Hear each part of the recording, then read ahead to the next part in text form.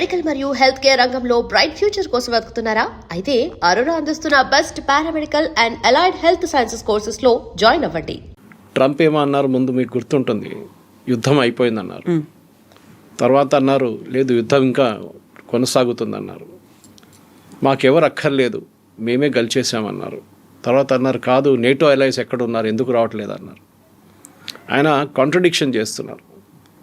దీన్ని కొంతమంది American psychologist ఏమంటున్నారంటే ఆయన ఒక టాక్టికల్ పొజిషనింగ్ తీసుకుంటున్నారు. ఒకరోజు ఒక చెప్తే నెక్స్ట్ ఇంకో రోజు ఇంకోటి చెప్తే ఎనిమీ కన్ఫ్యూజ్ అయిపోతారు. అంటే ఇరాన్ కన్ఫ్యూజ్ అయిపోతున్నా ఈయన ఏం ప్లాన్ చేస్తున్నాడు. పాకిస్తాన్లో కూర్చొని మాట్లాడుతున్నా అంటారు, అందరు ఉన్నారు కానీ ఇరాన్ లేరు, ఎవరితో మాట్లాడతారు? మళ్ళీ ఇరాన్ దగ్గర వెళ్ళి మాట్లాడడానికి ఎవరికి దమ్ము లేదు ఇప్పుడు. బేసిక్లీ ఈవెన్ పాకిస్తాన్ భయపడుతున్నారు. ఎందుకంటే రేపు ఏదైనా జరిగింది అనుకోండి, విచ్ ఇరాన్ మీద దాడి జరిగింది, పాకిస్తాన్ మీద దాడి చేస్తారు ఇరాన్. ఎందుకంటే మీరు అమెరికాని ఆపలేకపోయారు, దానికోసం మీ మీద దాడి చేస్తున్నారని చెప్పి. మనం ఇవాళ చూసాం 2 మేజర్ అల్యూమినియం ప్లాంట్స్ మీద అటాక్ చేశారు, యూఏఈలో ఒకటి. అంటే ఇప్పుడు ఏం వార్ ఒక ఎకనామిక్ వార్గా మారిపోతుంది. అంటే గల్ఫ్ నేషన్స్ది ఎకానమీని మొత్తం డిస్ట్రాయ్ చేస్తున్నారు. ఖతార్ గ్యాస్ మొత్తం కొట్టేశారు, 80% వాళ్ళ ప్రొడక్షన్ పడిపోయింది. సౌదీ అరేబియా వాళ్ళ మెయిన్ స్ట్రేట్ ఆఫ్ హార్మోస్ నుంచి ఆయిల్ తీసుకురాలేకపోతున్నారు. ఇక్కడ నుంచి 7 మిలియన్ బ్యారెల్స్ పర్ డే మన ఇటువైపు నుంచి రెడ్ సీ వైపు నుంచి యాన్బూ పోర్ట్ నుంచి ఎక్స్పోర్ట్ చేయడానికి ట్రై చేస్తున్నారు. ఒక స్టేటస్ కో లాగా అయిపోయింది ఇప్పుడు. అంటే ఎవరు ఏం చేయలేకపోతున్నారు. ట్రంప్ మన ఈ సెకండ్ ఫేజ్ అంటే 3వ వారానికి వచ్చినప్పుడు అన్నారు స్ట్రెయిట్ ఆఫ్ హార్మోస్ ఓపెన్ ఉంచాలి, నాకు ఇరాన్ గిఫ్ట్ ఇచ్చారని చెప్పారు లాస్ట్. మీకు గుర్తు? ఆ గిఫ్ట్ ఇదంట, 20 షిప్లు అక్కడ ఉన్నాయి, ఆ 20 షిప్పుల్ని మేము పోనిస్తాము. They are stuck inside. Already strait of Hormuz కన్నా ముందు ఇరాన్ వైపు, కార్గ్ ఐలాండ్ వైపు, ఇటు సౌదీ అరేబియా వైపు ఆల్రెడీ షిప్స్ ఉన్నాయి. ఇక్కడ almost 70 ships are there loaded. దాంట్లో మనది కూడా 6 ఉన్నాయి. దాంట్లో 2 నిన్న వచ్చేసినాయి, బయటకు వచ్చేసినాయి. ఇంకా 4 అక్కడ మెయిన్ అంటే ఫ్యూయల్, అది కాకుండా కంటైనర్ కార్గో కూడా ఉంది మనది, ఫర్టిలైజర్ లాంటి ప్రోడక్ట్స్ తీసుకురావడం, అది కూడా అక్కడ షిప్స్ రెడీగా ఉన్నాయి అన్నమాట. సో ట్రంప్కి ఇప్పుడు ఏంటంటే యుద్ధం కావాలని ఉంది. ఎందుకంటే ఇరాన్ని ఆయన చాలా ట్రై చేశారు. ఆనెస్ట్లీ చాలామంది ట్రై చేశారు, కానీ ఇరాన్ ఒప్పుకుంటలేరు. Iran trump card mainly strait of Hormuz. వాళ్ళు దాని మీద కంట్రోల్ ఎప్పుడు దాకా ఉంటుందో మిగతా వాళ్ళు ఏం చేయలేకపోతున్నారు. ఇవాళ పొద్దున కూడా స్ట్రెయిట్ ఆఫ్ హార్మోస్ మనం పక్కన పెడితే ఇజ్రాయెల్లో ఒక మేజర్ ఫ్యాక్టరీ మీద దాడి జరిగింది ఇవాళ పొద్దున. అంటే ఇంత డిస్ట్రాయ్ చేసేసాం, అయిపోయింది. ఇవాళ పొద్దున కూడా తెహరాన్ మీద దాడి ఉండే. చేసినప్పుడు కూడా ఇరాన్ ఫైరింగ్ ఎట్లా చేస్తున్నారు, ఎక్కడి నుంచి చేస్తున్నారు, ఎవరికి అర్థం కావట్లేదు. ఇప్పుడు బూట్స్ ఆన్ ద గ్రౌండ్ అన్నారు మీరు, దట్స్ టిపికల్ అమెరికన్ టర్మినాలజీ. కానీ అమెరికన్ కాంగ్రెస్లో దీనికి చాలా పెద్ద వ్యతిరేకత ఉంది. Course party lines wide divide ఉన్నారు. రిపబ్లికన్స్ ఏమో చేయాలంటున్నారు, డెమోక్రాట్స్ ఏమో చేయకూడదు అంటున్నారు. అండ్ రోడ్ల మీదకి ప్రజలు వస్తున్నారు, ఆందోళనలు అవుతున్నారు. నో కింగ్స్ అని చెప్పి ఒక ప్రొటెస్ట్ నడుస్తుంది. అంటే మన దగ్గర మొనార్కీ లేదు, రాజు లేడు, Trump is behaving like a king. So ట్రంప్కి ఒక ప్రాబ్లం ఏంటంటే ఇప్పుడు ఆయన ఈయన బూట్స్ ఆన్ ద గ్రౌండ్ పెట్టారనుకోండి, డెఫినెట్గా ఒక 200 నుంచి 300 మంది అమెరికన్ సర్వీస్ మెన్ చనిపోతారు. అది మనం ఆఫ్ఘనిస్తాన్లో చూసాం, ఇరాక్లో చూసాం.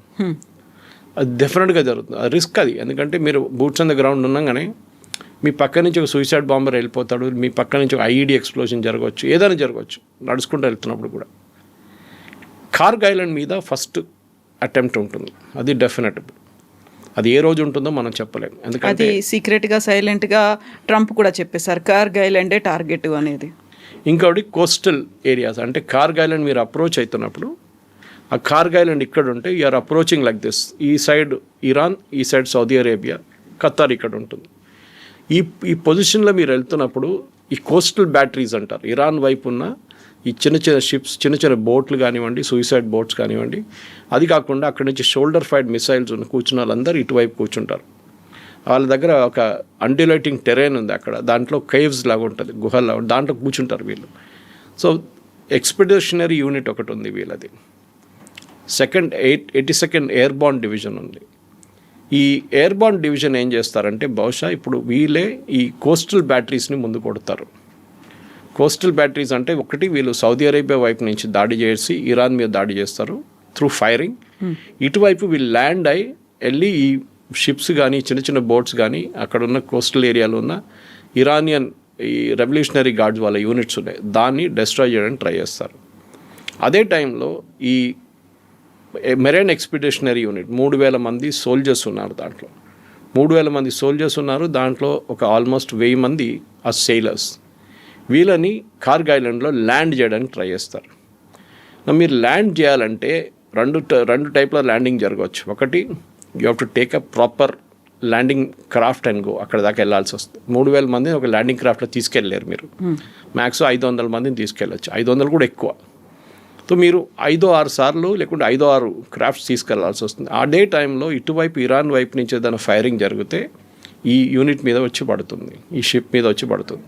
అది చాలా పెద్ద రిస్క్. అది లేదు, అది కాకుండా పారాట్రూపింగ్ చేస్తారు, వాళ్ళని డైరెక్ట్ డ్రాప్ చేస్తారు, హెలికాప్టర్స్ అని ల్యాండ్ చేస్తారు. అది ఇంకా పెద్ద రిస్క్. మన వైపు యాంటీ నెక్సల్ ఆపరేషన్స్ నడుస్తున్నప్పుడు, ఛత్తీస్గఢ్లో కానివ్వండి, మహారాష్ట్ర వైపు కానివ్వండి నడుస్తున్నప్పుడు మనం కూడా Indian air force helicopters use చేసాం అక్కడ వీళ్ళని దింపడానికి. దాని తర్వాత ఎవరైనా ఇంజర్డ్ అయినప్పుడు వాళ్ళని తీసుకెళ్ళడానికి ఈ హెలికాప్టర్స్ మీద హెవీ ఫైరింగ్ చేస్తారు నెక్సలైట్స్. ఆ టైంలో వీళ్ళు ఆలోచించారు, నెక్సలైట్స్ దగ్గర ఉన్న ఆయుధాలు చాలా ప్రిమిటివ్గా ఉంటుంది, కానీ ఇది యుఎస్ ఆర్మీ దగ్గర చాలా అడ్వాన్స్గా ఉంటుంది, ఇరానియన్స్ దగ్గర ఇంకా అడ్వాన్స్గా ఎక్విప్మెంట్ ఉంది. ఆ పరిస్థితుల్లో ఈ 3,000 మంది సరిపోతారంటే కాదు. సో ఇంకొక యూనిట్ వస్తున్నారు యూఎస్ నుంచి, కానీ వాళ్ళు రావడానికి ఇంకొక 3 వారాలు పడుతుంది. అండ్ 3 వారాలు వీళ్ళు వెయిట్ చేయలేరు. ఇప్పుడు ఈ యుఎస్ఎస్ ట్రిపుల్ అనే ఒక షిప్ మీద తీసుకొచ్చారు వీళ్ళని. ఈ 3,000 అది 3,000 మంది దాంట్లో వచ్చారు అంటే దాంతోపాటుగా ఇంత పెద్ద మిసైల్స్ కావచ్చు అన్నీ పట్టుకొచ్చారని ఇంత పెద్దగా ఉంటుంది అనేది we can imagine that. War scenario అర్థం కావట్లేదు. నాకు ఇప్పుడు డిస్క్రైబ్ చేసింది ఒక సెనారియో అని అమెరికన్ మిలిటరీ ఎక్స్పర్ట్స్ అంటున్నారు. దట్ ఈస్ కోస్టల్ బ్యాటరీస్ని కొట్టడం ఇరాన్ వైపు ఉన్నది. అదే టైంలో సౌదీ అరేబియా వైపు నుంచి, ఖత్తర్ వైపు నుంచి వాళ్ళ బేసెస్ ఉన్నాయి, అక్కడి నుంచి they will consistently air attacks చేయబోతున్నారు ఇరాన్ అసెట్స్ మీద. అదే టైంలో డైవర్షనరీ టాక్టిక్గా అటువైపు నుంచి ఒక టీం కార్గ్ ఐలాండ్ వైపు వెళ్తుంది. ఇరాన్ వైపు నుంచి ఇప్పుడు మిసైల్ లాంచ్ చేస్తే ఏమవుతుంది, that is the biggest worry అమెరికాకి. సో ప్రెసిడెంట్ ట్రంప్ డిసైడ్ చేయలేకపోతున్నారు. ఆయనకి ఎప్పుడు టిపికలీ ఒక కమాండింగ్ ఆఫీసర్ కానీ మిగతా వాళ్ళు ఒక రేంజ్ ఆఫ్ ఆప్షన్స్ ఇస్తారు. మనం ఇది చేస్తే ఇది అవుతుంది, ఇది చేస్తే ఇది చేస్తుంది, వార్ సినారియో ఉంటుంది. ఈ పరిస్థితుల్లో ఇప్పుడు ట్రంప్ దగ్గర ఆప్షన్స్ ఏం లేవు ఎక్కువ. ల్యాండ్ చేస్తే ఒక 10-20% మంది చనిపోతారని, గాయపడతారని 100%. అదే టైంలో చేయకపోతే ఏం చేస్తారు? యుద్ధం ఎక్కడ ఆగుతుంది? ఇరాన్ ఏమంటున్నారు, మేమేం చేయట్లేదు, మేము అసలు ఇక్కడ వీళ్ళని ఎవరిని రానియము, మేము ఎవరి మీద దాడి చేయట్లేదు, మా మీద దాడి చేస్తే మేము చేస్తున్నాం అంతే. సేమ్ టైం ఇప్పుడు యుఏఈ చూడండి, ఖతార్ చూడండి, సౌదీ అరేబియా, కువైత్, బహ్రెయిన్ వీళ్ళందరి మీద దాడి చేశారు, డైలీ చేస్తున్నారు ఇప్పుడు కూడా. ఆ పరిస్థితుల్లో వీళ్ళు అటాక్ చేసినప్పుడు కార్గ్ ఐలాండ్ మీద డెఫినెట్గా ఇరాన్ కార్గ్ ఐలాండ్ మీద పాసిబ్లీ అటాక్ చేయరు. ఆ టైంలో వీళ్ళ ఇటువైపు ఉన్న సౌదీ అరేబియా కానీ యుఏఈ మీద కొడతారు. ఆల్రెడీ స్టార్ట్ అయింది చెప్పాను చూడండి, వాళ్ళ పొద్దున వాళ్ళ పెద్ద అల్యూమినియం ప్లాంట్ మీద కొట్టారు వాళ్ళు. అక్కడ ఎంతమంది గాయపడ్డారో చనిపోయారో తెలియదు, ఇంకా రిపోర్ట్స్ రాలేదు. అట్లాంటి పరిస్థితుల్లో ఇరాన్ ఎకనామిక్ అసెట్స్ని కొట్టడానికి వెళ్తే డెఫినెట్గా ఈ గల్ఫ్ అలైస్ యుఎస్ మీద ఇంకా ప్రెషర్ పెడతారు, మీరు ఏదైనా చేయండి అని. అక్కడ కూడా ఒక డివిజన్ ఉంది కవిత గారు. ఒక సౌదీ అరేబియా ఏమో ఇరానియన్ రెజ్యూమ్ని once and for all finish చేసేద్దామని చెప్తున్నారు. దానికి వాళ్ళు యూఎస్కి సపోర్ట్ ఎంత కావాలో సపోర్ట్ చేయాలని ట్రై చేస్తున్నారు. ట్రంప్ చాలా నిన్న ఒక డెరగరేటరీ వర్డ్ యూజ్ చేశారు సౌదీ మొహమ్మద్ బిన్ సల్మాన్ గురించి. అది మనం ఇట్లాంటి బ్రాడ్కాస్ట్ వాడలేము. బేసిక్లీ ఏం చెప్పారంటే నాకు వచ్చి రిక్వెస్ట్ చేస్తున్నారు, I'm using a very diplomatic word, డెస్పరేట్గా రిక్వెస్ట్ చేస్తున్నారు ఏదైనా చేయండి అని చెప్పి సౌదీ అరేబియా చెప్తున్నారు. కానీ సౌదీ అరేబియా వాళ్ళకి రిస్క్ కూడా తెలుసు దీన్ని. వాళ్ళ ఎకనామిక్ అసెట్స్ మీద కొడితే మళ్ళీ వాళ్ళకు ఖతార్ లాగా వాళ్ళకు కూడా ఒక 5 సంవత్సరాలు పడుతుంది రికవర్ కావడానికి. మీరు సరే యాన్బూ నుంచి మీరు 7 మిలియన్ బ్యారెల్స్ ఎక్కిస్తున్నారు డైలీ షిప్లలో, కానీ అక్కడ హూతీలు మొదలుపెట్టారు ఇప్పుడు గొడవ. నిన్నటి నుంచి హూతీలు కూడా స్టార్ట్ చేశారు. అక్కడి నుంచి ఏదైనా సౌదీ అరేబియన్ షిప్ కానీ ఏ షిప్ అయినా యూరోపియన్ వైపు వెళ్ళే లేకుంటే యుఎస్ వాళ్ళ అసెట్స్ ఉంటే మేము దాన్ని కొడతామని హూతీలు మొదలుపెట్టారు. ఇటువైపు లెబనాన్లో ప్రాబ్లం నడుస్తుంది. లెబనాన్లో సదర్న్ లెబనాన్ కంప్లీట్లీ ఆక్యుపై చేయాలని చెప్పి బెంజమిన్ నెటన్యాహు వాళ్ళ ఆర్మీకి ఆర్డర్స్ ఇష్యూ చేశారు. అది బేసిక్లీ ఒక బఫర్ జోన్ క్రియేట్ చేయడానికి. ఇజ్రాయెల్ లెబనాన్ నడిమిట్లో ఒక బఫర్ జోన్ క్రియేట్ చేయడానికి. ఇజ్రాయెల్ టాక్టిక్ ఈ యుద్ధంలో చాలా క్లియర్. వాళ్ళకి ఇరాన్లో ఈ రెజీమ్ ఉండకూడదు అంతే. I think among all the parties most clarity ఉన్నది ఇజ్రాయెల్కే. యుఎస్ డిసైడ్ చేయలేకపోతున్నారు యుద్ధం చేయాలన్నా వద్దా, బూట్స్ ఆన్ ద గ్రౌండ్ పెట్టాలన్నా వద్దా, ఎన్ని రోజులు మీరు ఇరానియన్ అసెట్స్ని డెస్ట్రాయ్ చేస్తారు. ఎందుకంటే అక్కడున్న ప్రజలు కూడా ఇప్పుడు యూఎస్ని సపోర్ట్ చేయట్లేదు. ఇనీషియల్ స్టేజ్లో ప్రజలు చాలా మటుకు రోడ్డు మీద వచ్చి ప్రొటెస్ట్ చేశారు. ఆ టైంలో help is on the way అన్నారు ట్రంప్. ఆ హెల్ప్ ఎప్పుడు రాలేదు. ఇప్పుడు ప్రజలు కూడా బయటికి రావట్లేదు. ఎందుకంటే మీరు వాళ్ళ ఎకనామిక్ అసెట్స్ మీద కొడుతున్నారు. వాళ్ళ పవర్ ప్లాంట్ మీద కొట్టారు, హెవీ వాటర్ ప్లాంట్ మీద కొట్టారు. ఇవాళ ఒక పొద్దున జరిగిన ఒక స్ట్రైక్లో they hit their water source. ఒక టెరిటరీలో, ఇరాన్ ఒక టెరిటరీలో వాళ్ళ మెయిన్ వాటర్ సోర్స్ మీద కొట్టారు. అప్పుడు ఎవరికి కష్టం, అక్కడ ఎవరికి ప్రాబ్లం, ప్రజలకి. వాళ్ళకి నీళ్ళు దొరకదు. సో వాళ్ళు అమెరికా వ్యతిరేకంగా ప్రొటెస్ట్ చేయడం మొదలు పెడతారు. Exactly opposite of what Trump wanted అనమాట. సో ట్రంప్కి ఒక catch-22 సిచ్యువేషన్లో వచ్చేసారు. చేస్తే ప్రాబ్లం, చేయకపోతే కూడా ప్రాబ్లం. ఈ పరిస్థితుల్లో ఐ థింక్ నెక్స్ట్ ఒక 48 hours చాలా క్రూషియల్గా ఉండబోతుంది. యుద్ధం ఇట్లా పొడిగించుకుంటే ఎక్కువ రోజులు తీసుకెళ్ళలేరు అని అమెరికా కూడా చాలా క్లియర్గా తెలిసిపోయింది.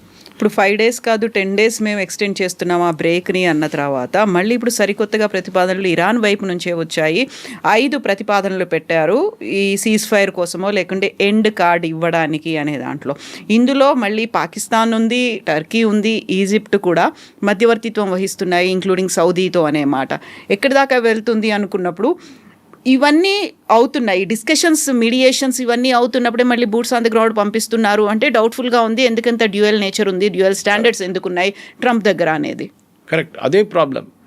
నేను చెప్పాను చూడండి, ట్రంప్ బోత్ వేస్ ఆయన ఇంగ్లీష్లో అంటారు బిట్న రాక్ అండ్ హార్డ్ ప్లేస్. ఆయనకు అర్థం కావట్లేదు ఏం చేయాలని. ఇప్పుడు ఆయన బూట్స్ ఆన్ ద గ్రౌండ్ పెడితే చాలామంది చనిపోతారు. అమెరికాలో అది చాలా sensitive issue. At the same time ఆయన చేయకపోతే ఇరాన్ అంటారు మేమే యుద్ధం కలిసాం చూడండి, అమెరికా భయపడ్డారు మా మీద. అదే టైంలో Arab allies, Saudi Arabia, Qatar, Dubai అంటే యుఏఈ, వీళ్ళందరి మీద దాడి చేస్తున్న ఇరాన్ ఇప్పుడు కూడా వాడు ఆగట్లేదు. ఇజ్రాయెల్ మీద దాడి కొనసాగుతుంది. ఇంకా ఈ పరిస్థితుల్లో ఏం చేస్తారు? If you are in Trump's place, first of all మీరు ఏం చేస్తారు? యుద్ధానికే రారు. కానీ యుద్ధాల్లో వచ్చేసారు, మీరు దిగేశారు. ఇప్పుడు ఏం చేయలేము. ఇజ్రాయెల్తో పాటు మీరు వచ్చారు, ఆ ఆపర్చునిటీ దొరికింది, ఖమేనీ మొత్తం వాళ్ళని కొట్టేశారు. కానీ ఇరాన్ ఆగట్లేదు. మీరు ఇంత చేసినా కానీ 8,500 బాంబులు వేసిన తర్వాత కూడా ఇరాన్ ఇంకా చదవట్లేదు. వాళ్ళు చాలా కూల్గా ఉన్నారు. వాళ్ళు రియాక్ట్ అవుతున్నారు. ఎట్లా రియాక్ట్ అయ్యారు అట్లనే రియాక్ట్ అవుతున్నారు వాళ్ళు. ఈ పరిస్థితుల్లో ఒక కమాండర్ ఇన్ చీఫ్కి ఆప్షన్స్ చాలా తక్కువ. ఒకటి, వాళ్ళ యుఎస్ కాంగ్రెస్ వైపు నుంచి కూడా ప్రెజర్ రావడం మొదలుపెట్టింది. ఎందుకంటే technically boots on the ground పెట్టాలంటే యుఎస్ కాంగ్రెస్ అప్రూవల్ కావాలి, అంటే వాళ్ళ పార్లమెంట్ వైపు నుంచి అప్రూవల్. అది తీసుకోలేదు ట్రంప్. ఇన్ఫాక్ట్ యుద్ధం నడిపించడానికి కూడా ట్రంప్కి ఆయన ఎమర్జెన్సీ పవర్స్ వ్యతిరేకంగా ఆయన యుఎస్ కాంగ్రెస్కి వెళ్ళాల్సి వస్తుంది. అక్కడ ఆయనకు డెఫినెట్గా తెలుసు చాలామంది ఆయనకు వ్యతిరేకంగానే ఓటేస్తారు, రిపబ్లికన్ వాళ్ళు కూడా. బికాజ్ అమెరికాలో వియట్నాం వార్ తర్వాత కవిత గారు చాలా సెన్సిటివ్ ఇష్యూ. వియట్నాం వార్ మొదలైనప్పుడు, వియట్నాం వార్ హిస్టరీ నేర్చుకున్న పిల్లలకు కూడా తెలిసింది, లేకుంటే పెద్దవాళ్ళు ఆ టైంలో ఉన్న ఎల్డర్స్ కూడా తెలుసు చాలా మటుకు. 8,500 ట్రూప్స్ని పంపించారు ఫస్ట్ వియట్నాంకి. ఇప్పుడు చూడండి, you can count the present lot. Already అక్కడ ఉన్నారు కొన్ని ట్రూప్స్. సౌదీ అరేబియాలో 8,500 ఉన్నారు, ఖతార్లో ఉన్నారు, మీకు అన్ని ప్లేసెస్లో అమెరికన్ ట్రూప్స్ ఉన్నారు. వీళ్ళేమనుకున్నారంటే ఈ 8,500 మందితోని మేము వియట్నాంలో ఉన్న ఈ గెరిల్లా ఫోర్స్ని ఒక వారం లోపల ఫినిష్ చేసేస్తాం అనుకున్నాం. And by the time the war ended, ఆ యుద్ధం కంప్లీట్ క్లోజర్కి వచ్చినప్పుడు అమెరికా 150,000 మందిని అక్కడ దింపాల్సి వచ్చింది వియట్నాంలో. అప్పుడు కూడా ఓడిపోయారు. This is a major historical lesson అమెరికాకి తెలుసు. చాలామందికి ఇది భయం ఉంది. అమెరికాలో వియట్నాం అంటే ఇప్పుడు కూడా వెటరన్స్ చాలా తక్కువ ఉన్నారు. చాలామంది ఏజ్ అయిపోయి ఉంటుంది వాళ్ళది, they must be no more. కానీ అక్కడ వాళ్ళ సైకే లేదు ఉంది వియట్నాం అనగానే. ఇరాన్ కూడా ఇంకొక వియట్నాం అయిపోతుందో అని అమెరికాకి డెఫినెట్గా ఒక భయం ఉంది, అండ్ ఉంటుంది కూడా అది. ఎందుకంటే ఇరాన్ వైపు నుంచి వాళ్ళు దాడి చేస్తే ఎంతమంది చనిపోవడానికి సిద్ధంగా ఉన్నారని అడగట్లేదు, కానీ ఎంతమంది చనిపోతారని మనకు తెలియదు. 200 మంది ఏంటి, 10 మంది చనిపోతే కూడా it will become a big issue in America. And mid term polls దగ్గరకు వస్తున్నప్పుడు చాలామంది రిపబ్లికన్స్ ఇప్పుడు ఈసారి పోటీ చేయట్లేదు, టెక్నికలీ రిటైర్ అవుతున్నారు వాళ్ళు. సో ఎందుకంటే వాళ్ళకి తెలుసు పోటీ చేస్తే ఓడిపోతామని చెప్పి చాలామంది పోటీ చేయట్లేదు. సో అమెరికాలో రిపబ్లికన్ పార్టీకి చాలా టఫ్ టైమ్స్ ఉంది. ప్రెసిడెంట్ ట్రంప్ పోల్ రేటింగ్స్ తక్కువ 34% పడిపోయింది. అంటే యుద్ధం సపోర్ట్ చేస్తున్నది 34% మందే. అది కాకుండా అమెరికన్ ట్రూప్స్కి ఉన్న కాస్ట్ $200 బిలియన్ కావాలని చెప్పి ఒక ప్రపోజల్ పెట్టారు పెంటగన్. అది కూడా ఇంకా పార్లమెంట్ వాళ్ళ కాంగ్రెస్ అంగీకరించలేదు. మీరు యుద్ధం అయిపోయిందని అంటున్నారు, అంతా అయిపోయింది, అంత ఫినిష్ అంటున్నారు. ఆయన చెప్పినప్పుడు కూడా మీకు ఎందుకు $200 బిలియన్ అని అక్కడున్న కొంతమంది చాలామంది కాంగ్రెస్ మెన్ అడుగుతున్నారు అన్నమాట. ఈ పరిస్థితుల్లో ప్రెసిడెంట్ ట్రంప్కి ఐ థింక్ ఆయన లైఫ్లో టఫెస్ట్ డిసిషన్ ఉంటుంది. ఇప్పుడు యుద్ధం కొనసాగించాలా లేకుంటే విత్డ్రా చేయాలని. ఆయన కొనసాగించే పరిస్థితుల్లో ఇలా టు డూ మనం చెప్పింది అంతా చేయాల్సి వస్తుంది. మనం ఇప్పుడు డిస్కస్ చేసాం చూడండి. దట్ ఈస్ బేసిక్లీ కార్గిల్ని టేక్ ఓవర్ చేయాల్సి వస్తుంది. అదే టైంలో ఇరాన్ కోస్టల్ బ్యాటరీస్ని కొట్టాల్సి వస్తుంది. మీరు కార్గిల్ని టేక్ ఓవర్ చేస్తే కూడా ఇరాన్ లైఫ్ లైన్ ఒకటి పోతుంది. అంటే వాళ్ళ ఎకనామిక్ వాళ్ళకి ఇప్పుడు వచ్చే డబ్బులు చైనా వైపు నుంచి. కానీ ఆపోజిట్ జరుగుతుంది కవిత గారు. ఈ ఫ్యూయల్ మీరు బ్లాక్ చేస్తున్న ఫ్యూయల్ని కార్గిల్ నుంచి ఇప్పుడు $116 అయిపోయినాయి వాళ్ళ పొద్దున ఈ న్యూస్ రాగానే. కార్గిల్ని టేక్ ఓవర్ చేస్తే మినిమం 200 అవుతుంది, $200 పర్ బ్యారెల్ అవుతుంది. ఎందుకంటే ఇంటర్నేషనల్ మార్కెట్లో ఆయిల్ సప్లై ఉండదు. రష్యా ఏమంటున్నారు ఆల్రెడీ, మేము నెక్స్ట్ మంత్ నుంచి we will not cell anything, మేము ఎవరికి క్రూడ్ ఆయిల్ అమ్మం అంటున్నాం. అఫ్కోర్స్ వాళ్ళ క్లోజ్ పార్ట్నర్స్ లైక్ భారతదేశం కానీ చైనాకి అమ్ముతారు వాళ్ళు, కానీ మిగతా దేశాలకి ఎవరికి యూరోప్ స్పెషలీ వాళ్ళకి ఏం అమ్మం, మేము we will not give it అంటున్నాం. రష్యాకి టెన్షన్ ఏంటంటే అటువైపు నుంచి యుక్రెయిన్ కూడా చాలా మట్టు వాళ్ళ మీద ఇప్పుడు దాడులు మొదలుపెట్టారు. యుక్రెయిన్ ప్రెసిడెంట్ జెలెన్స్కీ నిన్న గల్ఫ్ స్టేట్స్కి వెళ్ళారు. అక్కడ వెళ్ళి ఆయన ఎక్స్పర్టీస్ ఆఫర్ చేశారు. మేము చూడండి ఇన్ని డ్రోన్లు ఆపుతున్నాము రష్యా వాళ్ళు, మేము మా మనుషులు ఇక్కడ పెట్టుకుంటాం మీ దగ్గర. రెండు వార్స్ ఇప్పుడు కలిసిపోయినాయి ఒక ప్లేస్లో. రష్యా ఏమంటున్నారు, రష్యా ఇరాన్ దగ్గర నుంచి ఒక 5 సంవత్సరాల ముందు 4 సంవత్సరాలు కూడా ఉండొచ్చు, షహీద్ డ్రోన్స్ తీసుకున్నారు చాలా మటుకు. వాళ్ళ టెక్నాలజీస్ని రివర్స్ ఇంజనీర్ చేసి, అంటే బేసిక్లీ మొత్తం ఇప్పేసి ఆ టెక్నాలజీని ఇంప్రూవ్ చేశారు. మోటార్స్ కానీ దాని బ్యాలిస్టిక్ కెపబిలిటీస్ కానీ దాని రాడార్ ట్రాకింగ్ సిస్టమ్స్ని ఇంప్రూవ్ చేశారు. Shahed advanced version. అది ఒక 50,000 డ్రోన్స్ ప్రతిరోజు రష్యా తజికిస్తాన్ వైపు ఇక్కడ అజర్బైజాన్ వైపు నుంచి టు ద ల్యాండ్ రూట్ పంపిస్తున్నారు ఇరాన్కి. మీరు బై షిప్ పంపిస్తే అమెరికా దాన్ని కొట్టేస్తారు, బై ల్యాండ్ రూట్ పంపిస్తున్నారు. ల్యాండ్ రూట్లో మీరు బాంబ్ చేస్తే, స్పెషలీ అజర్బైజాన్లో ఉన్నప్పుడు బాంబ్ చేస్తే అది పెద్ద డిప్లొమాటిక్ ఇన్సిడెంట్ అయిపోతుంది. దానికోసం ఏం చేయలేక దాన్ని హ్యూమానిటేరియన్ ఎయిడ్ అని చెప్పి పంపిస్తున్నారు రష్యా. ఓకే, దాన్ని కూడా మీరు కొట్టలేరు, యూ కెనాట్ బాంబ్ ఇట్. ఇరాన్కి కొత్త కన్సైన్మెంట్ వచ్చిందనుకోండి, వాళ్ళు మళ్ళీ మొదలు పెడతారు ఫైరింగ్. ఈ పరిస్థితుల్లో లిటరలీ ట్రంప్ ఎందుకు యుద్ధం అనేది ఆయన ఇప్పుడు ఆలోచిస్తుంటాడు. ముందుకెళ్తే చాలా పెద్ద ప్రాబ్లం ఉంటుంది. చేయకపోతే ఇరాన్ ఏమో స్ట్రెయిట్ ఆఫ్ హార్మోస్ మీద కూర్చుంటారు. వాళ్ళు దాని నుంచి ఒక్క షిప్ని కూడా వాళ్ళ పర్మిషన్ లేకుండా పోనీయారు. ఇప్పుడు ఆపేస్తే రీజన్ ఏం చెప్పాలి అనేది కూడా, దానికి కూడా ఒక పెద్ద స్ట్రాటజీ అనేది ఉండాలి కదా. లేదు, మీరు అమెరికన్ న్యూస్ ఛానల్స్ చూస్తే అక్కడ ఉన్న చాలా మటుకు CNN కానీ మిగతా న్యూస్ ఛానల్స్ అందరూ దీని వ్యతిరేకంగానే మాట్లాడుతున్నారు. ట్రంప్ అదే అంటున్నారు. ఆయన నిన్న కూడా ప్రెస్ కాన్ఫరెన్స్లో కానీ Air Force 1లో అదే చెప్పారు. ఏంటంటే మేము యుద్ధం గెలిచేసాం, అయిపోయింది, వీ ఆల్ నో ఇట్, అంటే మన అందరికి తెలుసు. కానీ ఇక్కడ కొన్ని ఫేక్ న్యూస్ ఛానల్స్ ఉన్నాయి, CNN కానీ ABC కానీ న్యూయార్క్ టైమ్స్ కానీ, వీళ్ళే అంటున్నారు మేము ఓడిపోయాం అంటున్నారు. మేము ఓడిపోలేదు, మేము గెలిచాము. మీరు గెలిస్తే మీరు రిటర్న్ వచ్చేసేయచ్చు కదా, అయిపోయింది కదా వార్, ఇంకేం చేయక్కర్లేదు, just withdraw all your troops. కానీ మీరు ఎందుకు వెళ్ళారు అక్కడ? మీరు వెళ్ళింది బేసిక్లీ యురేనియం కోసం. యురానియన్స్ దగ్గర ఉన్న యురేనియం తీసుకొని అది ఎక్కడైనా సేఫ్ కస్టడీలో పెట్టాలని మీ ప్లాన్ ఉండే. దాని UN ఏజెన్సీ లాంటి ఇంటర్నేషనల్ అటామిక్ ఎనర్జీ ఏజెన్సీని వాడుకొని వాళ్ళ వైపు నుంచి మీరు వాళ్ళని పెట్టి వాళ్ళ దగ్గర ఈ యురేనియం పంపించాలని ప్లాన్ ఉండే. కానీ అది జరగలేదు. ప్రాబ్లం ఏమొచ్చిందంటే ఇప్పుడు ఈ స్పెసిఫిక్ పొజిషన్లో ఇరాన్ వైపు నుంచి ఆ ప్రతిపాదన ఫర్ యురానియం గురించి పాసిబుల్లీ 5 కండిషన్స్ పెట్టారు చూడండి వాళ్ళు. దాంట్లో ఒకటి ఇది ఉండొచ్చు. రెండవది స్ట్రెయిట్ ఆఫ్ హార్మోస్ జాయింట్ కంట్రోల్ అంటున్నారు వాళ్ళు. ఇవాళ దాకా స్ట్రెయిట్ ఆఫ్ హార్మోస్ ఇండిపెండెంట్గా ఉండే, ఎవరికి అక్కడున్న కన్సర్న్ పార్టీస్ ఎవరికి దాని మీద హక్కు లేదు. Saudi Arabia, Qatar, Kuwait, UAE, and Iran, వీళ్ళకి ఎవరికి దాని మీద ఇట్స్ లైక్ ఓపెన్ ఒక రివర్ లాగా ఉందన్నమాట, పెద్ద రివర్ సిస్టమ్. ఇప్పుడు వీళ్ళేమంటున్నారు, మా మీద సూయజ్ కెనాల్లో ఈజిప్ట్ ఎట్లా ఫీజు కలెక్ట్ చేస్తారో అట్లనే మేము కూడా ఇక్కడ ఫీజు కలెక్ట్ చేస్తామంటాం, ఒక టోల్ లాగా. కానీ సూయజ్ కెనాల్ అనేది ఒక డిఫరెంట్ ఆపరేషన్ ఆల్టుగెదర్. ఎందుకంటే దాంట్లో చాలా మటుకు వీళ్ళు ఖర్చు చేశారు డబ్బులు సూయజ్ కెనాల్ కట్టడానికి. ఆ డబ్బులు రికవర్ చేసుకోవాలి మన టోల్ లాగా. సెకండ్, అది నడిపించడానికి ఇంకా పెద్ద కాస్ట్ ఉంది. సూయజ్ కెనాల్ నుంచి వెళ్తున్న ప్రతి షిప్ని ఒక ఎంట్రీ పాయింట్ నుంచి ఎగ్జిట్ పాయింట్ తీసుకెళ్ళడం పెద్ద ఒక టెక్నికల్ ఆపరేషన్. అది చాలామంది ఉన్నారు దాని మీద పనిచేసేటోళ్ళు అక్కడ, ఈజిప్షియన్స్. వాళ్ళకి ఖర్చులు, దాన్ని మెయింటైన్ చేయడానికి కొన్ని ఖర్చు. Suez canal cannot be compared with strait of Hormuz, అది చాలా చాలా క్లియర్. అదే టైంలో ఇరాన్కి చాలా క్లియర్గా తెలుసు వాళ్ళ దగ్గర ఉన్న అన్నిటికంటే పెద్ద ట్రంప్ కార్డ్ ఈ స్ట్రెయిట్ ఆఫ్ హార్మస్. స్ట్రెయిట్ ఆఫ్ హార్మస్ ఏ రోజు ఇరాన్ చేతి నుంచి బయటకు వెళ్తుందో ఆ రోజు ఇరాన్ నెగోషియేటింగ్ పవర్ తగ్గిపోతుంది. సో వాళ్ళు ఎప్పుడుదైనా దాన్ని ఉంచుకోవడానికి ట్రై చేస్తున్నారు అన్నమాట. అట్ ద సేమ్ టైం వాళ్ళ పక్కన ఉన్న నేబర్స్, సౌదీ అరేబియా ఎస్పెషలీ, సౌదీ అరేబియాకి చాలా కోపం ఉంది ఇరాన్ మీద. వాళ్ళకి ఏంటంటే ఇరాన్లో ఒక రెజీమ్ చేంజ్ తీసుకురావాలంటున్నారు. కానీ ఈ రెజీమ్ చేంజ్ ఎవరితో చేపిస్తారు మీరు?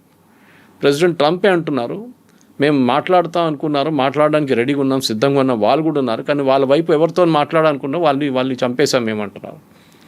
ఎందుకు చేశారు మళ్ళీ? If you wanted to talk to Larijani, మీరు ఆయన ఉంచుకోవాలి ఉండే. He would have been the crucial factor negotiation కోసం. మీరు ఆయన్ని ఎయిర్ అటాక్లు చంపేశారు. ఇప్పుడు ఎవరున్నారు మాట్లాడడానికి? ఇరానియన్ స్పీకర్ పార్లమెంట్లో ఉన్నారు. ఆయన అంటున్నారు no we will not negotiate. Iranian president మాట్లాడలేదు. వాళ్ళ వైపు నుంచి వస్తావా అయితే ఆయన ఉన్నాడో లేదో తెలియదు. ఇవాళ ఒక స్టేట్మెంట్ ఇష్యూ చేసిండు ఆయన, రిటర్న్ స్టేట్మెంట్ వచ్చింది, ఆడియో కానీ వీడియో కానీ లేదు. ఆయన ఉన్నాడా లేదా అనేటువంటి డౌట్లు వినిపిస్తున్నాయి. ఇట్లాంటి పరిస్థితుల్లో ఆపోజిట్ టేబుల్ ఎవరు ఉంటారు? అదే నేను స్టార్టింగ్లో మీకు చెప్పాను చూడండి, పాకిస్తాన్లో పీస్ టాక్స్ అంటున్నారు, కానీ the most crucial element Iran ఎక్కడున్నారు? ఎవరు వస్తారు అక్కడికి? ఎవరు రారు కూడా. Nobody will come to Pakistan. సరే ఇరానియన్ అక్కడికి వెళ్ళి పాకిస్తాన్ వాళ్ళు వెళ్ళి మెసేజ్ కన్వే చేసి కూడా ఇరాన్ పట్టించుకోవట్లేదు. వాళ్ళ కండిషన్ చాలా క్లియర్. అమెరికాని ప్రొవోక్ చేస్తున్నారు వాళ్ళు, మీరు మీ ట్రూప్స్ని పెట్టండి గ్రౌండ్లో. అది ఎన్ని రోజులు వీళ్ళు ఒక చెస్ గేమ్ లాగా ఆడుతున్నారు. ఇది ఎన్ని రోజుల దాకా మీరు చేస్తారో మేము చూస్తాం, కానీ మీరు the day you bring boots the ground, ఆ రోజు మీ మీద వీ విల్ ఏం చెప్పారు, we will have fire like hell on you అన్నారు. అది ఏం జరుగుతుందో మనకు తెలియదు, కానీ ఇరాన్ దగ్గర ఎంత కెపాసిటీ ఉందో మనకు తెలియదు. కానీ ఓవరాల్గా కవిత గారు, the problem now is international లెవెల్లో ప్రతి దేశం మీద ఇంపాక్ట్ పడింది, ఎస్పెషలీ ఆయిల్ ప్రైసెస్. ఈ యుద్ధం ఇంకా ముందు కొనసాగితే ఆయిల్ ప్రైసెస్ నేను చెప్పిన దాని ప్రకారం 140, 150 అండ్ కర్గ్ ఐలాండ్ టేక్ ఓవర్ చేస్తే డెఫినెట్గా 200కి వెళ్తుంది. It's unsustainable. సస్టైన్ చేయలేరు మీరు ఆ రేట్. ఈవెన్ యూఎస్ కూడా సస్టైన్ చేయలేరు. ఆయనకి డొమెస్టిక్ కంపల్షన్ చాలా ఉన్నాయి. యూఎస్లో ఒకటి వాళ్ళ గ్యాస్ స్టేషన్ ప్రైసెస్ $5 పోయినాయి డీజిల్ ఇప్పుడు పర్ గ్యాలన్, అంటే 3.5 లీటర్స్. పెట్రోల్ కూడా అంతే, సేమ్ గ్యాస్ అంటారు, that also he's gone to $4. ఇంకోటి ఫర్టిలైజర్, ఎరువులు చాలా మటుకు 40% యూఎస్కి కావాల్సిన ఫర్టిలైజర్ గల్ఫ్ నుంచి వస్తుంది, ఇదే స్ట్రెయిట్ ఆఫ్ హార్మస్ నుంచి వస్తుంది. అది రావట్లేదు ఇప్పుడు. అది ఆగిపోతే అక్కడ యూఎస్లో ప్రెసిడెంట్ ట్రంప్కి అన్నిటికంటే పెద్ద ఓటింగ్ కాన్స్టిట్యూన్స్ అక్కడ ఉన్న ఫార్మర్స్. వాళ్ళు ఆల్రెడీ దీని గురించి మాట్లాడుతున్నారు. వాళ్ళు బ్యాంక్రప్ట్ అయిపోతాం మేము, ఇంకా రాకపోతే మా సోయింగ్ సీజన్ మేము పోస్ట్పోన్ చేయాల్సి వస్తుంది. కొన్ని దేశాలు అయితే ఈ సోయింగ్ సీజన్ వద్దని క్యాన్సిల్ చేసుకున్నారు. మన దగ్గర రబీ కానీ ఖరీఫ్ కానీ ఉంటుంది, అట్లానే వాళ్ళకు కూడా ఉంటుంది. ఒక సీజన్ వాళ్ళు క్యాన్సిల్ చేసేస్తున్నారు. ప్రొడక్షన్ మీద కూడా ఇంపాక్ట్ పడుతుంది. అదే టైంలో మన దేశంలో చూడండి, వాళ్ళు కూడా ఇఫ్కో వాళ్ళ నుంచి స్టేట్మెంట్ వచ్చింది, మినిస్ట్రీ ఆఫ్ ఫర్టిలైజర్ నుంచి మనకి కావాల్సినంత ఫర్టిలైజర్ మన దగ్గర ఉంది, ప్రాబ్లం లేదు. 2 క్రాప్స్ కాదు 3 క్రాప్స్కి ఉన్న ఫర్టిలైజర్ మన దగ్గర ఉంది. మిగతాది కావాలంటే మనం తెచ్చుకుంటాం. ఇన్ఫ్యాక్ట్ మనం ఎంత దూరం వెళ్తున్నామంటే దాన్ని కూడా చూడండి, 4000 కిలోమీటర్ దూరంలో ఉన్న అర్జెంటీనా నుంచి మనం ఆయిల్ అండ్ గ్యాస్ తెప్పించుకుంటున్నాం, స్పెషల్లీ గ్యాస్ తెప్పించుకుంటున్నాం. ఇండియన్ కాన్సెప్ట్ నుంచి మనం మోదీ గారు మాట్లాడుతున్నారు, మినిస్ట్రీ మాట్లాడుతున్నారు, we will not use gas only going forward, అది కూడా పైప్ న్యాచురల్ గ్యాస్ వాడాలని. ఇదన్నీ చూసినప్పుడు ఇరాన్ వైపు నుంచి ఇప్పుడు జరిగే ఈ ప్రయత్నాన్ని, రేపు యుద్ధం ఆగిందనుకోండి, situation will take another minimum 2 years, 2 సంవత్సరాలు పడుతుంది మీకు నార్మల్సీకి రావడానికి. అన్ని నెలలు లేకుండా అన్ని సంవత్సరాలు, 2 సంవత్సరాలు తట్టుకోలేరు చాలా నేషన్స్. మలేషియా కానీ, ఇండోనేషియా కానీ, శ్రీలంక, నేపాల్, బంగ్లాదేశ్, వీళ్ళెవరు ఈవెన్ పాకిస్తాన్ ఇంత పెద్ద టాక్స్ నడిపిస్తున్నారు, పాకిస్తాన్ దగ్గర ఆయిల్ లేదు, వాళ్ళు రేషనింగ్ చేస్తున్నారు అక్కడ. ఈ పరిస్థితుల్లో ద వరల్డ్ ఎకానమీ, ప్రతి ఎకానమీ మీద పెద్ద ప్రాబ్లం. ఈవెన్ మన ఎకానమీ కూడా ఎక్కడ వెళ్ళదు, స్టాక్ మార్కెట్స్ పడిపోతున్నాయి. ఇట్లాంటి పరిస్థితుల్లో ఈ ప్రెసిడెంట్ ట్రంప్కి ఫస్ట్ చేయాల్సింది ఏంటంటే వాళ్ళ వైపు నుంచి కొంచెం కిందకి దిగు రావాల్సి వస్తుంది. యురేనియం ఇష్యూ పక్కన పెడదాం ఇప్పుడు, we will talk about other things. Uranium కావాలంటే ఒక 6 నెలల తర్వాత మాట్లాడదు, ఇప్పటికీ we will keep quiet about it. రెండవది ఈ స్ట్రెయిట్ ఆఫ్ హార్మోజ్ ఓపెన్ చేయడం అంటే ఇరాన్ అగ్రీ చేస్తే that will be a big victory అందరికీ, ఎంటైర్ వరల్డ్. ఎందుకంటే మీకు 40% ఫర్టిలైజర్ కానీ 20% వరల్డ్కి కావాల్సిన గ్యాస్ అండ్ ఆయిల్ వచ్చేది స్ట్రెయిట్ ఆఫ్ హార్మోజ్ నుంచి. ఇప్పుడు ప్రజెంట్లీ మీరు 20% తీసేస్తే 80% ఉంది, దానికోసం ప్రైసులు పెరుగుతున్నాయి, రేట్లు పెరుగుతున్నాయి. ఈ పరిస్థితుల్లో నెక్స్ట్ సీన్ ప్రెసిడెంట్ ట్రంప్కి బూట్స్ ఆన్ ద గ్రౌండ్ చేయకుండా కొంచెం ఆలోచించి చేస్తే బాగుంటుందని నా personal opinion. In fact the same personal opinion అమెరికాలో ఉన్న చాలా మటుకు డిఫెన్స్ అనలిస్ట్ కూడా అంటున్నారు. This is a war which is going nowhere. ఇంకా ఎక్కువ అగ్రెసివ్గా వెళ్ళాల్సినటువంటి పరిస్థితులు వస్తాయి, అప్పుడైతే ఆ డ్యామేజ్ కూడా చాలా ఎక్కువ ఉంటుంది. కరెక్ట్, ఎందుకంటే ఇప్పుడు ఆప్షన్స్ ఏముంది, ఒక ఆప్షన్ వార్ కొనసాగిస్తాం, బూట్స్ ఆన్ ద గ్రౌండ్ పెడదాం, కార్గ్ ఐలాండ్ టేక్ ఓవర్ చేద్దాం, ఇరానియన్ కోస్టల్ ఏరియాస్ని కొడతాం. ఓకే, దాంతో ఏమవుతుంది, ఇరాన్ మళ్ళీ అటాకులు మొదలు పెడతారు, సౌదీ అరేబియా మీద దాడి చేస్తారు, యూఏఈ మీద దాడి చేస్తారు, ఖతర్ మీద దాడి చేస్తారు, ఇంపాక్ట్ ఇంకా ఎక్కువ అవుతుంది. కార్గ్ ఐలాండ్ కావాలంటే వాళ్ళు డిస్ట్రాయ్ చేసేస్తారు, మాకు లేదు మీకు కూడా ఉండకూడదు అని చెప్పేసి. అట్లా ఉన్నప్పుడు మళ్ళీ ఆయిల్ సప్లై తగ్గిపోతుంది చాలా మటుకు. ఇది చాలా కృషి. దానికోసం చూడండి, మన యుఎస్ ఎయిర్ ఫోర్స్ వాళ్ళ యాక్షన్ వాళ్ళు తీసుకున్నప్పుడు, వాళ్ళు బాంబింగ్ చేసినప్పుడు కార్గ్ ఐలాండ్ మీద వాళ్ళ ట్యాంకింగ్ ఫెసిలిటీస్ని కొట్టలేదు. వాళ్ళు ఓన్లీ ఎయిర్ ఫీల్డ్ ఉంటే కొంచెం డిఫెన్స్ యూనిట్స్ ఉండే అక్కడ, దాని మీద దాడి చేశారు వాళ్ళు. They didn't touch the oil infrastructure. దానికోసం ఖతర్ మీద కూడా ఇజ్రాయెల్ దాడి చేసి ఖతర్ ఆయిల్ ఫీల్డ్స్ మీద కొట్టినప్పుడు, అంటే ఇరాన్ ఆయిల్ ఫీల్డ్స్ మీద కొట్టినప్పుడు ఖతర్ మీద దాడి చేసినప్పుడు ఫస్ట్ వార్నింగ్ యూఎస్ అదే ఇచ్చారు ప్రెసిడెంట్ ట్రంప్ ఇజ్రాయెల్ దగ్గర, డోంట్ డూ ఇట్ అగైన్. ఎందుకంటే ఇది చాలా ఇంత పొలిటికల్ హాట్ పొటాటో అంటాం మనం దీన్ని. ప్రతి దేశంలో ఇది ప్రాబ్లంగా మిగిలిపోతుంది. చాలా దేశాలు ఏమంటున్నారు, మాకు దీంతో సంబంధమే లేదు. టేక్ ఫర్ ఎగ్జాంపుల్ మీరు ఒక ఇండోనేషియా లాంటి దేశం తీసుకు, వాళ్ళకి సంబంధమే లేదు దీంతో, వాళ్ళ మీద ఇంపాక్ట్ ఉంటుంది. అక్కడ ఫైనాన్షియల్ ఎమర్జెన్సీ డిక్లేర్ చేస్తారు. ఫిలిప్పీన్స్ కూడా అంతే. ఎన్ని రోజులు తట్టుకుంటారు అక్కడ. టూరిజం సెక్టర్ దెబ్బతిన్నది. దుబాయ్లో the entire tourism sector is dead. Super మార్కెట్లో తినడానికి వస్తువులు లేవంట అక్కడ, అంటే కొనడానికి మీకు వెజిటబుల్స్ కానీ ఫ్రూట్స్ కానీ సీరియల్స్ కానీ ఏం లేదంట అక్కడ, ఎంటీ అయిపోతుందంట. Because they don't produce anything, బయట నుంచి తెప్పించుకోవాలని. ఇట్లాంటి పరిస్థితుల్లో వాళ్ళు కూడా సఫర్ అవుతున్నారు. It is not that people around the world are suffering, even people with in. Tourism లేకుంటే టూరిజం మీద బతికే ఎంతోమంది ఉన్నారు యూఏఈలో. వాళ్ళ airlines are losing billions every day అంటున్నారు. ఖతర్ కానీ సౌదీ కానీ, you take Emirates, fly Dubai, వీళ్ళందరూ ఎవ్రీబడి, గల్ఫ్ ఎయిర్, వీళ్ళందరూ సఫర్ అవుతున్నారు. ఎన్ని రోజులు అట్టుకుంటారు వీళ్ళు? వీళ్ళకి ప్యాసింజర్ ట్రాఫిక్ లేకుండా నడిపారు. ఇన్ఫ్యాక్ట్ దుబాయ్ ఎయిర్పోర్ట్ వాళ్ళు ఓపెన్ చేసి పెట్టేశారు రిస్క్గా. డజంట్ మ్యాటర్, ఎందుకంటే 75 మిలియన్ ప్యాసింజర్స్ని హ్యాండిల్ చేసే కెపాసిటీ ఉంది. It's transit point. ఈ పరిస్థితుల్లో వాళ్ళు క్లోజ్ చేస్తే ఇంటర్నేషనల్ ఏవియేషన్ మొత్తం దెబ్బతింటుంది. దానికోసం వాళ్ళు కంపల్సరీగా ఫ్లైట్స్ నడిపిస్తున్నారు. I think they are running at about 60 to 70% capacity. కానీ ఎన్ని రోజులు? ఒక నార్మల్సీ రావాల్సిందే కవిత గారు. దానికోసం యుఎస్ ఒక ఫ్రెష్ యాటిట్యూడ్తో తీసుకొచ్చి, పాసిబ్లీ మార్కో రూబియో కానీ జేడీ వ్యాన్స్ని తీసుకొచ్చి ఒక సెన్సిబుల్గా కూర్చొని మాట్లాడి ఇరాన్ దగ్గర through a third party, Iran directly మాట్లాడరు యూఎస్తో, సో థర్డ్ పార్టీని తీసుకొచ్చి, పాకిస్తాన్ కాకుండా Egypt might be a good choice, or Turkey also, even Oman for that matter. వీళ్ళని తీసుకొచ్చి మెయిన్ 3 పాయింట్లు, ఒకటి న్యూక్లియర్, రెండవది మిసైల్స్, మూడవది డ్రోన్స్, నాలుగవది రెజీమ్ చేంజ్. కానీ రెజీమ్ చేంజ్ జరగదు ఇప్పుడు. ఇరాన్కి డబ్బులు కావాలి, desperate for money. So US ఏం చెప్పాలంటే, ఓకే మీరు ఇది 3 చేస్తే మేము మీకు ఆయిల్ ఇంటర్నేషనల్ మార్కెట్లో అమ్మడానికి ఓపెన్గా పర్మిషన్ ఇచ్చేస్తాం. దాంతో ఇరానియన్ ఎకానమీ ఇంప్రూవ్ అవుతుంది.